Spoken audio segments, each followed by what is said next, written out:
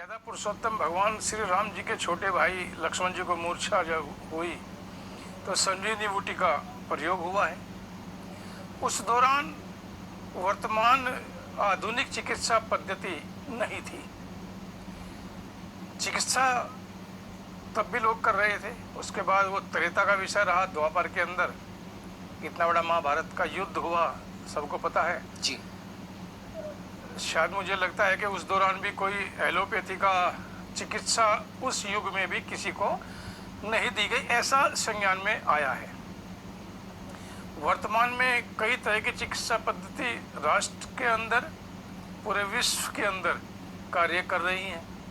अच्छी बात है, लेकिन मानव जीवन, पशु का जीवन, जीव जंतु का जीवन कहीं न कहीं ये रोग से ग्रसित होते रहते हैं जी। उसमें एलोपैथी चिकित्सा का अपना महत्वपूर्ण योगदान है, आयुर्वेद का महत्वपूर्ण योगदान है, होम्योपैथी, नेचुरोपैथी, योग, सिद्धा चिकित्सा और यूनानी, सभी का अपना अपना योगदान है। लेकिन भारतीय चिकित्सा पद्धति जो जड़ी बूटियों के द्वारा की जाती थी, योग के द्वारा की जाती थी, उसको बढ़ावा मिले तो मैं समझता हूँ कि हम लोग बगैर किसी साइड इफेक्ट के अपने जीवन को स्वस्थ कर सकते हैं और उसके अंदर आर्थिक दृष्टि से भी हम लोग ज़्यादा ग्रसित नहीं होंगे। इसलिए आज की तारीख में भारत सरकार ने, माननीय लोकप्रिय प्रधानमंत्री नरेंद्र मोदी जी के नेतृत्व में राष्ट्र के अंदर सरकार चल रही है।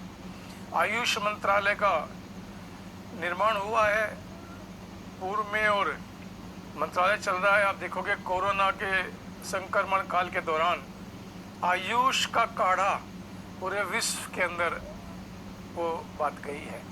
गिलोय, तुलसी, दालचीनी, ये सब चीज़ें इम्यूनिटी बूस्टर का इन्होंने कार्य किया है। और कहीं न कहीं मैं ये बात तो नहीं कहता कि ये कोरोना को समाप्त कर देंगे या इनके लेने बाद कोरोना नहीं होगा, लेकिन हाँ, ये बात अवश्य मैं कह सकता हूँ कि इन सबको लेने के बाद व्यक्ति की इम्यूनिटी पावर इतनी ज़्यादा हो जाती है कि वो किसी भी वायरस को अगर बॉडी के ऊपर अटैक करता है तो उसके अंदर झेलने की कैपेसिटी बन जाती है, इम्यूनिटी पावर को बढ़ा देता है। इसी तरह से योग का है। नेचुरोपैथी का दिवस, योगा दिवस आयुष मंत्रालय ने विश्व को दिया है जी। और ये पहला कार्य है कि भारत ने एक बात कही और पूरी दुनिया ने माना। 21 जून इसी माह में योगा डे का है।